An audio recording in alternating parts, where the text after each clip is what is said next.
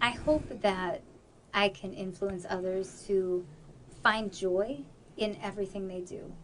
Mic check, what's going on? Welcome into the KZ Community Beat. I'm your host, Ross Martinez. In the hot seat this week, I have Kathy Rodriguez, the principal of Charter Oak Primary School and the recipient of the Golden Apple Award. Kathy, hello. Hello. So let's talk about this Golden Apple. What exactly is this? Yeah, this is really just kind of a prestigious award that they give to, I think, 10 or 12 teachers a year and 2 educational leaders. And there is kind of a process and a rubric that you kind of go up against with whoever, all the people that get nominated. So I guess there were about 130 people that got nominated in the state of Illinois.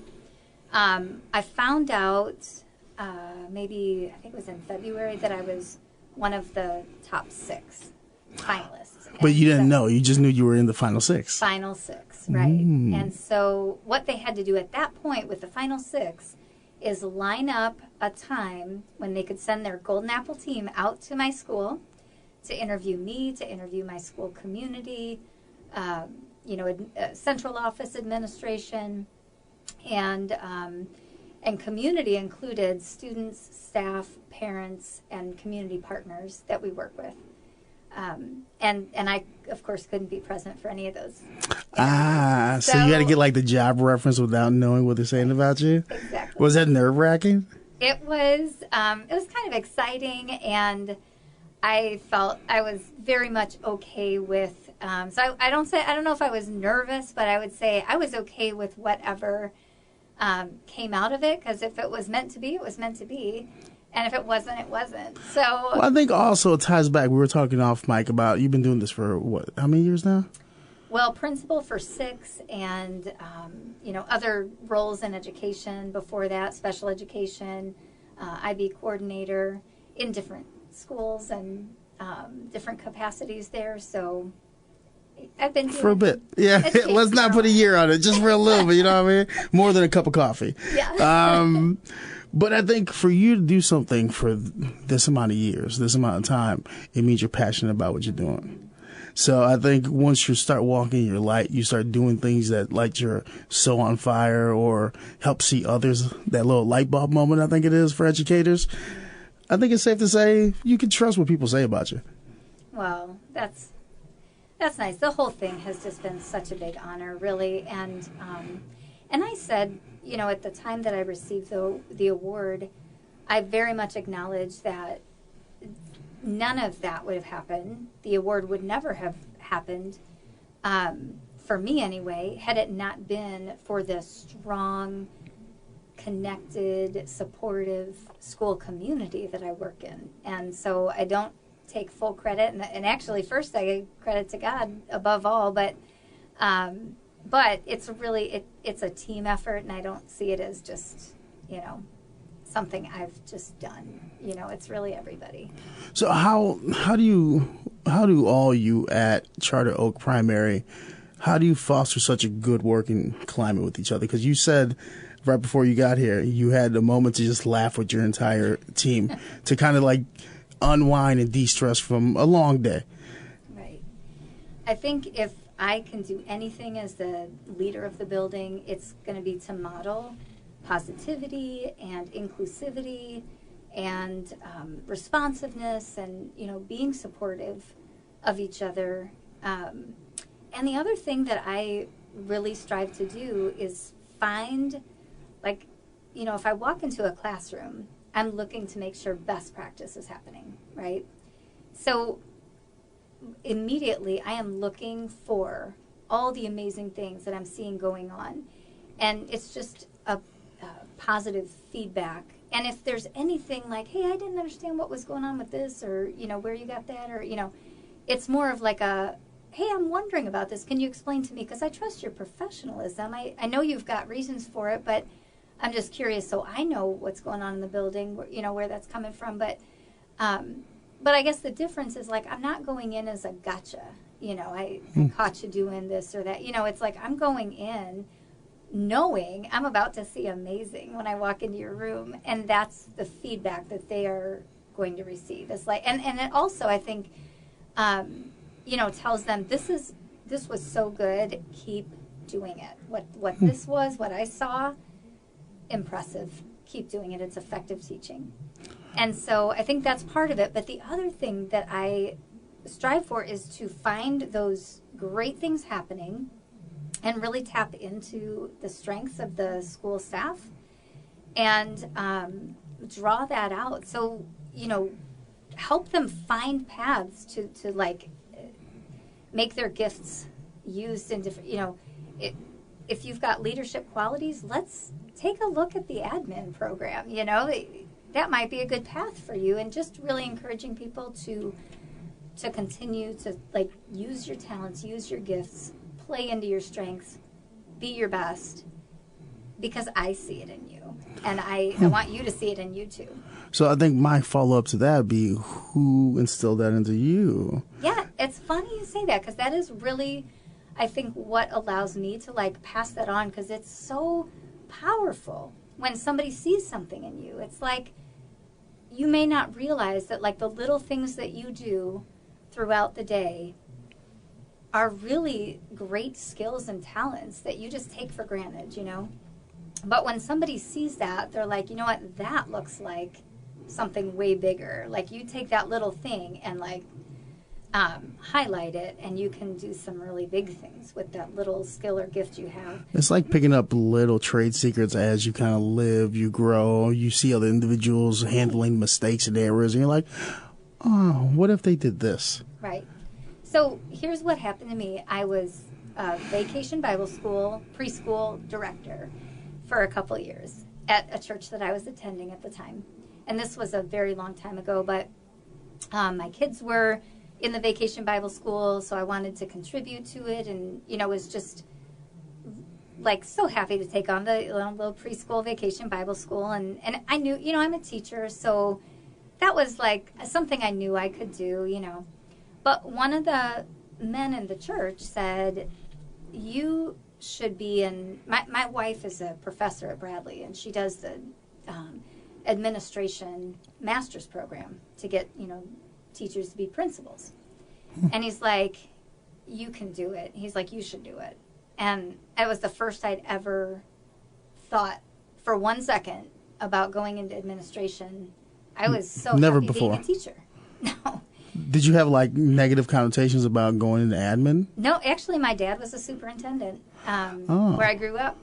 New Lenox, Illinois. I know you know where that is. But he was a superintendent there. Not the one that's now in jail. It was before him. So, thanks for the clarification. He was super great, super responsible. He was loved. Responsible with the funding. And so anyway, like it might be in my blood, but I didn't ever think of that, going into admin myself. Plus, I was a young mom. I was not thinking along those lines at all. And when he said that, it kind of put some things in motion. He planted a seed. And so I did kind of look. I knew, to kind of work the system as a teacher and get your best retirement options and things like that. You want to progress. You want to grow as in education and in years. And so I figured I'd get my master's anyway, just so I could continue along, and grow in knowledge and on the pay scale. Yeah, that's also very important. Let's just be honest. In today's climate, if you can find a way to educate yourself while also enriching yourself, Exactly. You have to. You have to. And so, so that, as I was looking into a master's program, I thought, well, he suggested that one. Might as well. Why not? Like, that will open a door that if I ever decide to walk through, that could be an opportunity. So I went through the program at Bradley and got my master's in 2011, my Type 75, which is the administration certification. And but I just kept doing what I was doing for quite a while. I knew that I was not ready, and that's not what I wanted with my young family and things like that.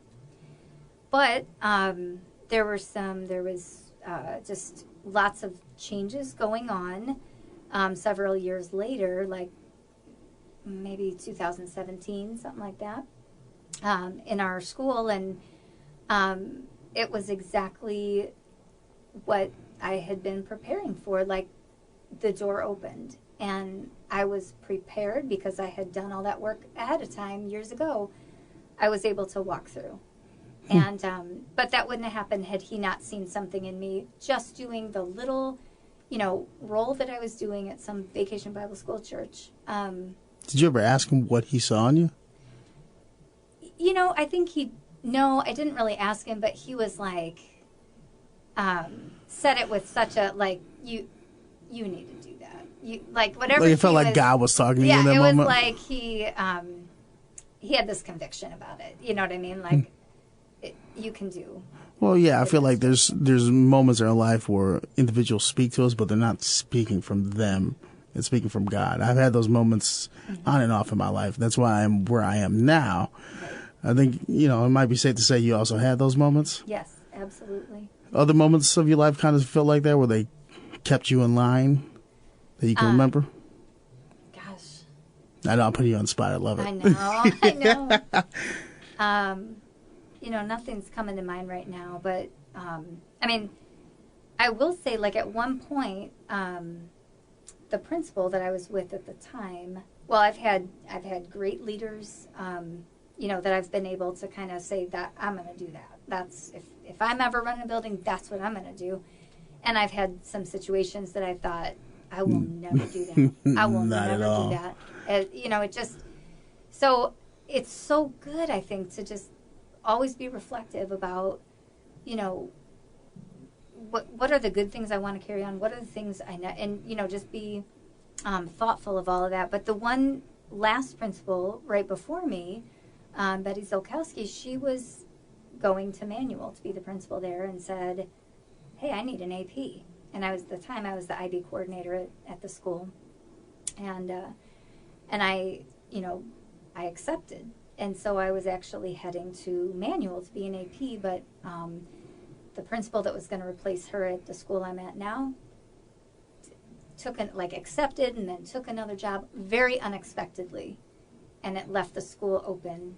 And that's when it was like, now it's time. Right. And so, but I think, because she saw that, like, I was ready to go, to high school, and I had never taught in a classroom in high school, but I knew a little something about, leadership. And so anyway, I think that was another moment where it was like, you see that I'm ready to do administration. So that when that door opened, it was like, well, if she thought I could do that, So it's like moments of serendipity, like, wait, I'm here now. I'm well prepared. Mm-hmm. Now it's time to dive in otherwise. Right.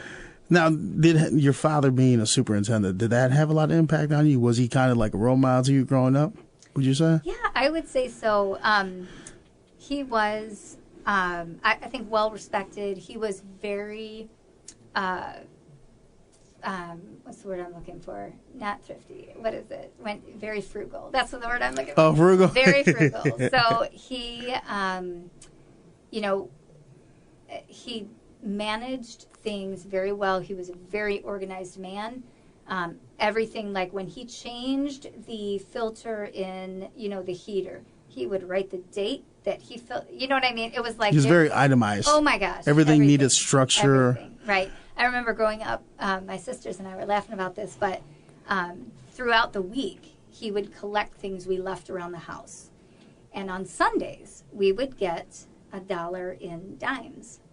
And he held an auction. And so we would all sit around, all three of us, and he would hold up a Barbie shoe. And if we wanted it, we had to pay it back because he had collected all, he did all the cleaning. And so we had to buy it back or just forget, like he was going to throw it out, and we got to keep the 10 cents. So, just things like that. It was like very structured, very, That's but a we all core learned memory. a lot. Yeah, we all learned a lot from it. And it was just, he just did some really neat, organized things. My mom was a preschool teacher, so so you come from a family of educators. Right. Huh, that's so interesting. It really was something that was just in my blood. And Yeah. Because my teacher, or not my teacher, my sister is a teacher. She's taught for multiple different grades. I think she's back in grade school now, or what do we call it now? Primary, is it? And I can just tell, like, she's very chill when she's not in work climates. I've seen her once or twice, handful with different kids, and I've seen how, like, it's a little spark teachers get. Mm-hmm. And is that like a little spark you chase throughout your entire career? Oh, I have such a love for it. I feel like I'm in my element when I am with, any child, really. It's, K through pre-K through 12, birth through, 21. I mean, it's like I enjoy so much because I love people and I love my heart. I can love anybody else's child. You know what I mean? But not your own. No, so big. They got to earn it. I hold an auction for that. No. Who wants my love this week? But do you remember a point in your young life where you're like, wait, no, I actually do want to help out the youth. No, I want to be a teacher.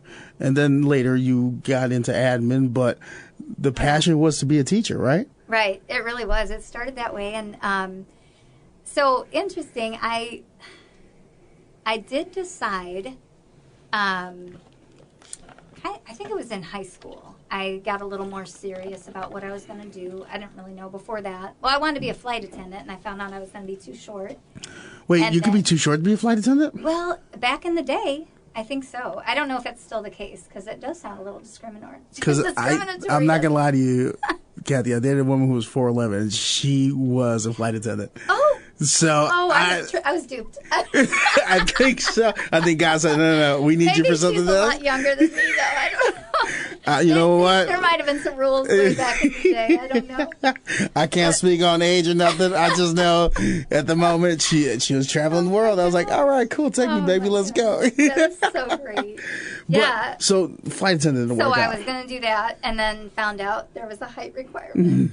And so, quote unquote. Right. That's what I was told. And so anyway, then unfortunately, during my sophomore year in high school, my dad, who's the superintendent, and everybody in the several towns around, we all went into this one high school, and so very well known in the community. And he suddenly passed away at the school in the school gym. There was a fitness room that they had just installed. They were all so proud of it, and he was working out one night because if you're a staff member there, you could use it for free, and there was a basketball game going on at the same time, right? The rooms were adjoining, and so they made an announcement at the basketball game, we need a doctor in the house. And so, but my mom was working out right next to him. Several people tried to work on him, and it was like sudden death, just completely heart arrest. And so I think it was after that I struggled, obviously to go to school every day because that was where that was his office, and that was where, he worked in the school I was going to, and it was hard. And it was hard because I was only 16 at the time, and you're having a hard time at that time in life anyway. It's a teenage You're discovering years. Who you are. A lot of just peer situations and trying to discover who you are, and so it's a weird time anyway. But that made it even weirder. And but as I was as I moved through my junior and senior year, I started going, no, I know I have to go to college. I've got to do something with my life. And that was always the expectation. There was no other thing that was even an option really in my mind. Was it more like to honor him also? I don't know that I was thinking along those lines. But I ended up applying for the scholarship that was set up in his name. And it was for somebody who wanted to go into teaching and who had the characteristics that I probably met. You know what I mean? It was you didn't have to be a straight A student. So I was good. I was gold. And C+ for the victory. That's right. Because he was never an A+ student, but he was C's were good, That's if you tried your hardest, C's are good. And I probably was a lot more like him, and A people person. Yeah, more like that, right? People person. And so anyway, I applied for his scholarship, and I got it. And that was when, I was like, well, I'm gonna do this. But I wanted to go into, at the time, it's not true anymore, but at the time, if you were going into being a BED teacher, behavioral emotionally disturbed students, if you were going to go into that, then you got paid more. So I was like, well, if I'm going to do it, I'm going to get paid the most I can, So I'm thinking, kind of crafty about it and not really knowing what I was getting into. But that's what my goal was. And so I did. I got my special education degree. I student taught at Whittier, not even from Peoria, but I was at ISU getting my degree, and they sent me to Peoria to student teach. All I knew about Peoria was that it had a strip club named Big Al's. That's all I knew. And otherwise, I knew nothing about its beautiful history, being a river city. I mean, there's so many amazing things about it, but unfortunately, that was all I had ever heard. The funny thing about that, the first week I moved here, I was meeting some people, and I'm like, oh, my family's coming to town in a couple weeks. I need good places with good food. This one dude, he's like, well, they have world famous steaks right down the corner of Big Al's. It's a nice bar. And, me being diligent that I am, I did my research. I'm like, I think my dad might be okay there, not my mom. And I remember I want to thank you on behalf of all moms out there. Imagine walking in, be like, hey, Mom, get a steak. Dad, sit over here. Nope. Oh, my God, that would have been horrible. Right. All I knew about Peoria is that there were windmills. Horrible. There were windmills somewhere down 74. Yeah. That's all I knew. I really didn't know much about this town. Right. But at what point did you feel comfortable being here? Because we're both kind of outsiders. Right. So I think for me it was pretty immediate. But I got married right before I student taught. So my husband and I met him we were both working at Steak and Shake while I was at ISU. Steak and Shake. We met at Steak and Shake, so that's our... It's romantic. Yes, like our romantic spot, right? Yeah. But we were working together, met. It was about 6 months later, we were married. And so there was a very quick... but when you know, you know. I love at first sight. I mean, how long you guys been married now? 29 and a half years. So it'll be 30. December, yeah. December what? My birthday's in December. December 28th. Oh, mine's December 17th. Oh, okay. Close. My birthday is December 20th. So are you serious? Yes. Sagittarius? Yeah. Do you like long walks on the beach also? No, that's amazing. You don't see much of that nowadays. Couples in and out. So that's great. So you're able to move with your partner. It's hard. No, we're really opposites that attracted, and so it's worked out beautifully for us. But that's good. You had somebody here with you that makes it a little bit easier. Right. Because when I first got here, it was difficult, I'll tell you. Not until, I think, about 4 or 5 months that I started meeting friends around here. But it wasn't until about 8 months in where I got comfortable with them to kind of be myself. Right. So for 8 months, I kind of felt recluse to my own place. So you come here, you're doing a new gig, you're married, new city. Right.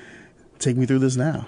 Yeah. So there was a church right by our apartment, and that was always something real important to me, to my husband too. But he grew up Catholic, I grew up Protestant, and we just kind of agreed on, the one that was by us, and so that was like immediate. I think they saw maybe the need there, like, wow, young couple that they like look like a deer in the headlights, and we were, but they really took us under their wing, and I think, it was not a real diverse church, and we came and brought a little diversity. A little spice to it. A little spice to it. I like that. They were so, I think, open to that and almost like yearning for that. It was like they were ready to embrace, which was really cool. And it was so helpful at the time in our lives when we were trying to figure each other out. We'd only known each other for 6 months, right? We were trying to figure out, our cultural differences and religious differences also, language differences. Yeah. And so there were so many things that, and then I'm trying to navigate a new career, which was, just a lot for, young people. But were you also still in the morning stages of your father at that point also? I say that again? Were you also in the morning stages of losing your father? Oh. Because that also can be... Right. I think I was still kind of reeling from all the effects of that. I don't think that didn't disable me emotionally. You know what I mean? I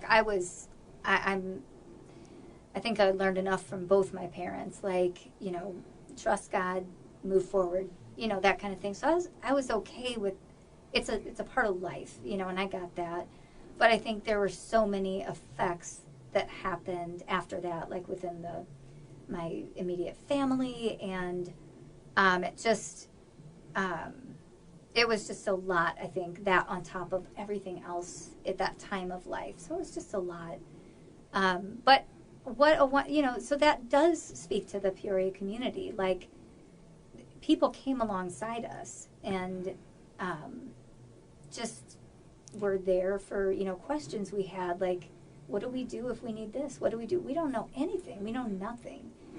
And so very naive, very unprepared, but lots of great people in the community. Have you seen that more and more? Because I'm starting to see that a lot, that Peoria has this huge hidden heart. Once you start meeting 100%, individuals, I agree. Right? You start meeting certain individuals. I remember Becky Rowson was the second person I interviewed for this podcast. And the minute after, she's like, I have 20 names for you. Here you go. And anytime I need something, or I'll have, hey, can you get me in contact with them? She'll help set it up immediately. Hetty Elliott, another amazing individual, that story, what she does. Yes. Yeah, amazing individual. And the minute we became Facebook friends, anytime I post anything, she's like, I love it. And the way I got here on this podcast, I went on the radio show and I was like, hey, I need to talk to Hetty. Somebody get her to call me. She called me later that day. Wow. And then we had this 2-hour conversation about education and what she's doing. And I'm like, please come down for an interview. And I've just been noticing little by little, this town has a lot of amazing individuals with big hearts. And as soon as you get into that, you're treated so well. And at what point did you feel completely accepted here? Oh, I would say it was immediate. I mean, starting with Peoria Public Schools right off the bat. So I student taught at Whittier, and there was an opening in a BED room that next year. And there were a couple openings in special education, but I said, I want that one. I wanted BED. So why that? And then I found out they don't actually pay you more for that. So. But why ED? I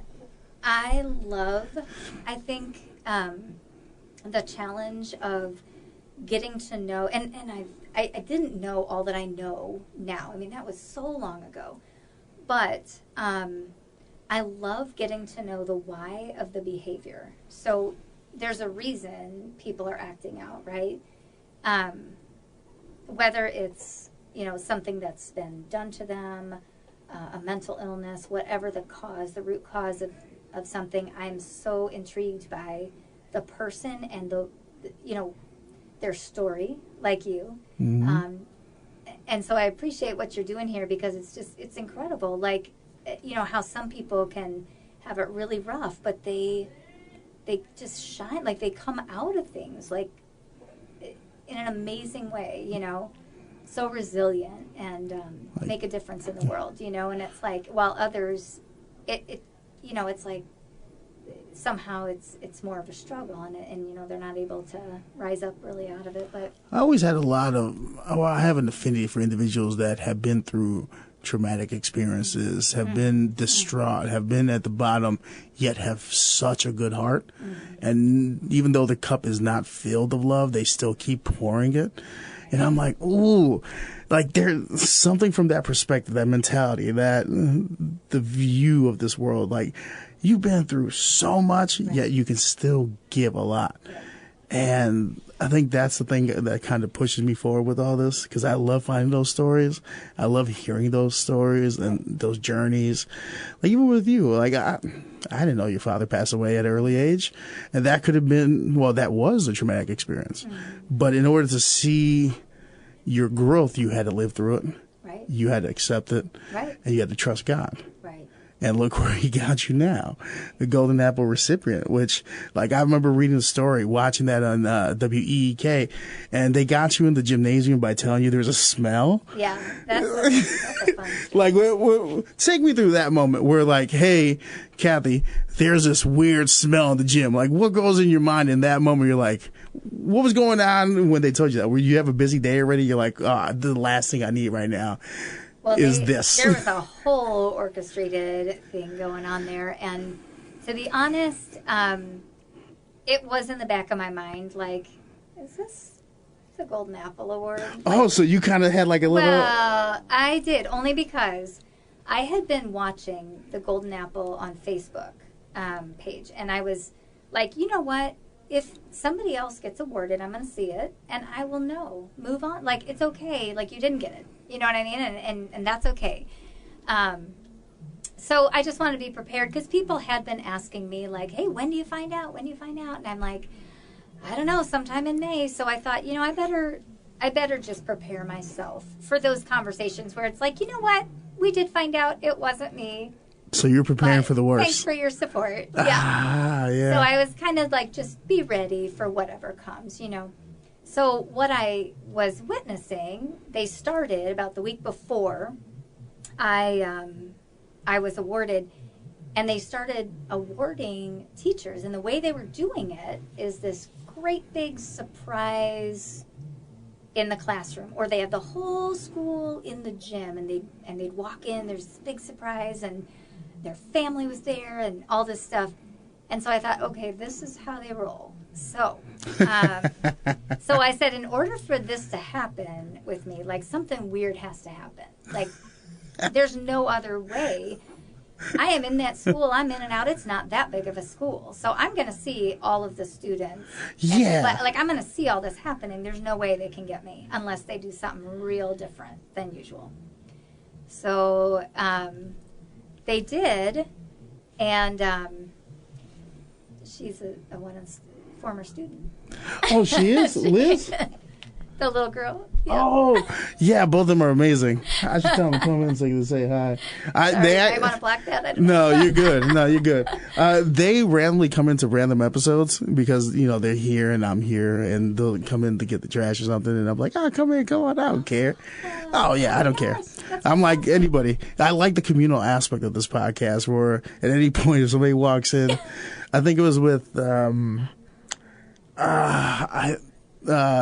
donate. It's something with organs. I forgot. I'm drawing blank on the name of the organization, but it was for Donate Organ Month. Oh. And I had them come in, and a tornado warning happened mid-broadcast. So I had 4 people coming in here trying to get me to do stuff as a middle interview.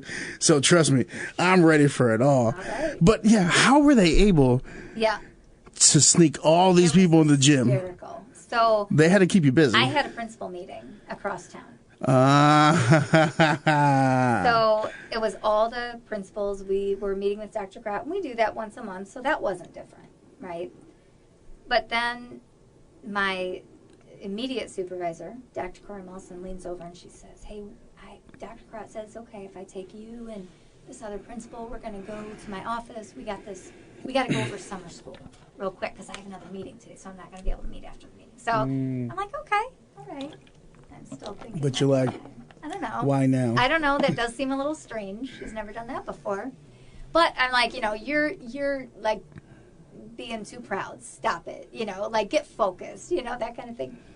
So we go to her office, and I kept thinking to myself, well, they're either all assembling in the gym right now, or, you know, we're really here talking about summer school. So I'm getting focused. I'm on summer school. But it was strange. And so then she gets a phone call, and she comes back and she goes, there is a strange smell in the gym, and you know, Director of Building and Grounds is on his way over, and we need to go immediately. I said, okay. At that moment, you had to know. I thought, Kathy, get focused, because if you walk in thinking you're getting the golden apple and there's a strange smell, you're going to feel salty.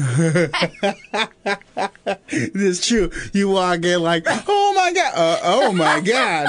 What is that smell? It's my pride hitting the bottom. That's what it is. That is exactly right. So I said, get your head in the game, get focused. There's a bad smell in the gym. You get focused on what you need to do. And so we start leaving immediately. So I called the secretary, because I thought, what would you really do if you didn't think the golden apple was there? And I said, I would call and find out, are we evacuating? Because we need to. Because you got to think about the kids, everybody. We need to get them outside. There's bad smell in the gym, right? And they had been doing some construction around, so I thought, this could be legit. Like they hit a main pipe or something? Right. Like, so, I mean... The coincidence of all this lining up. Right. Right.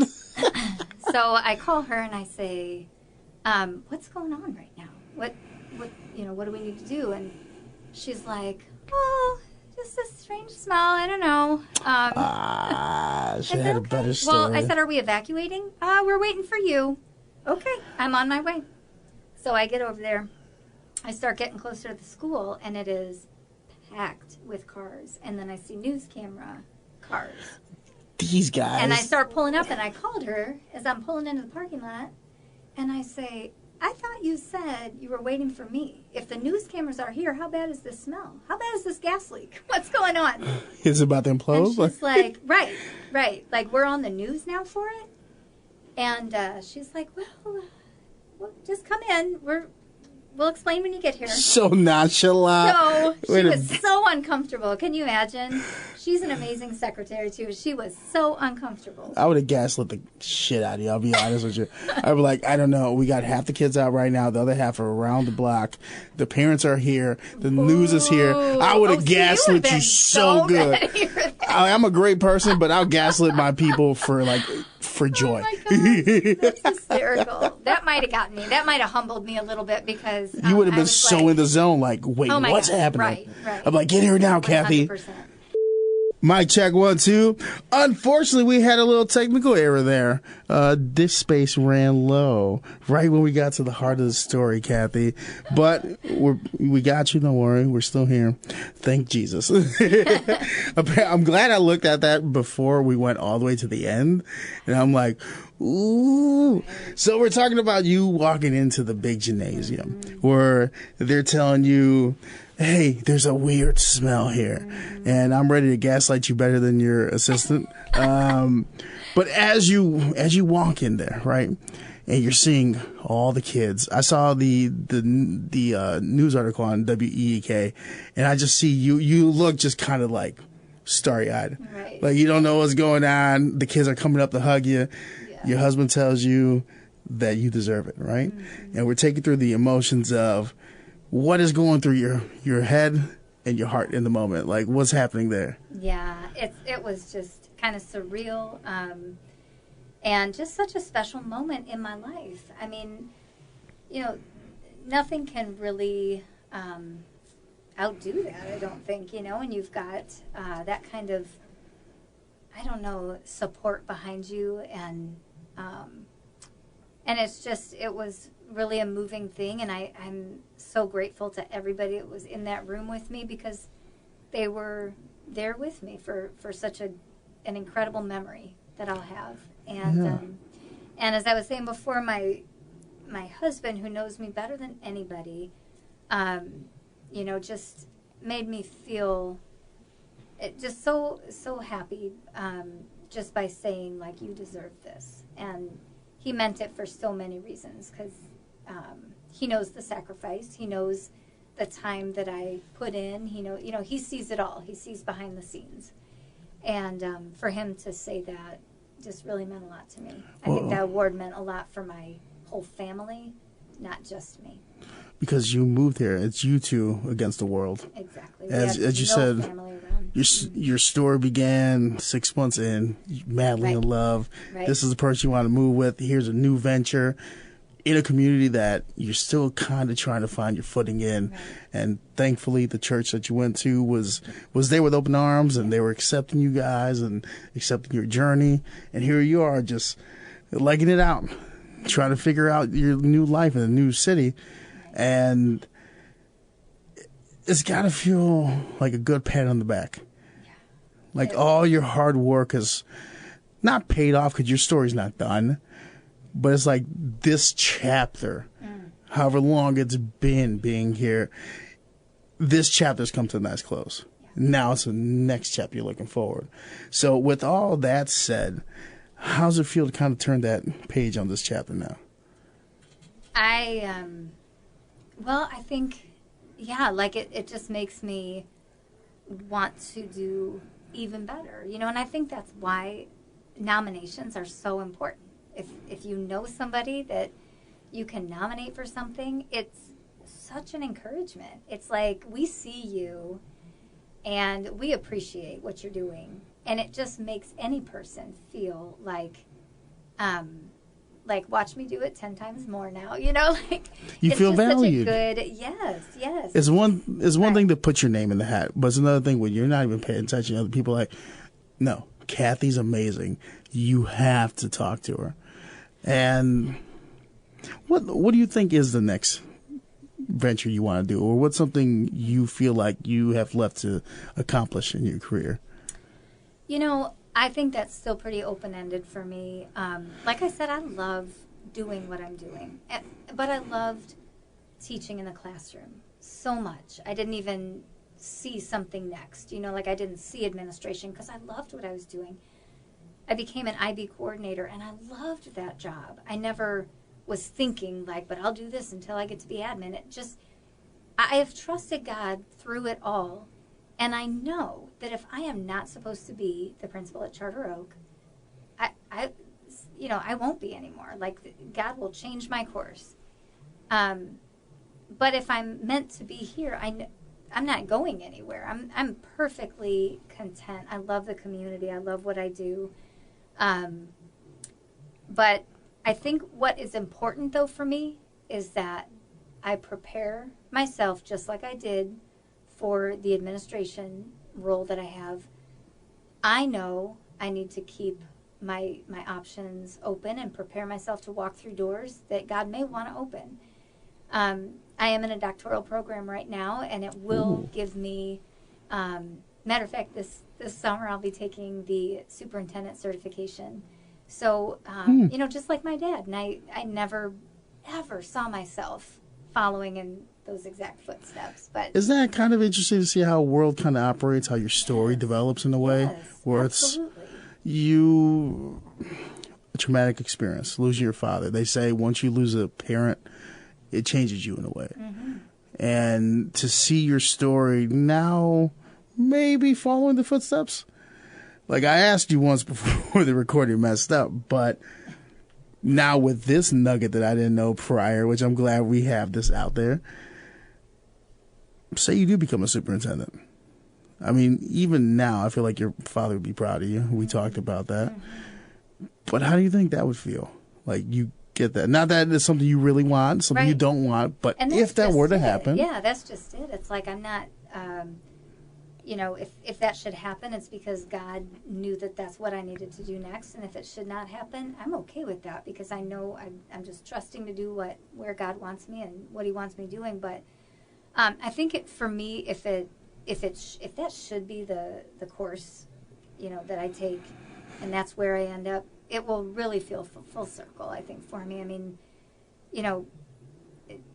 I looked at my dad as like just something so spectacular, like I knew he was a very big figure in the community, and there were expectations of us to, it's like that kind of goes along with the territory, like a pastor's child, right? I mean, there are expectations. So, very well aware of what that lifestyle looks like, and I feel like I continue to position myself, to just do my very best, and if that door should open, I will be ready to walk through it. And I think my dad is proud, now, and I think he would be then, but I think he'd be proud no matter what I end up doing, because, I'm just doing my best. And that was always his, and my mom, that was their thing, is like, we're not expecting, like I said early on, straight A's, but do your best. And just try, and show yeah. effort. Yeah.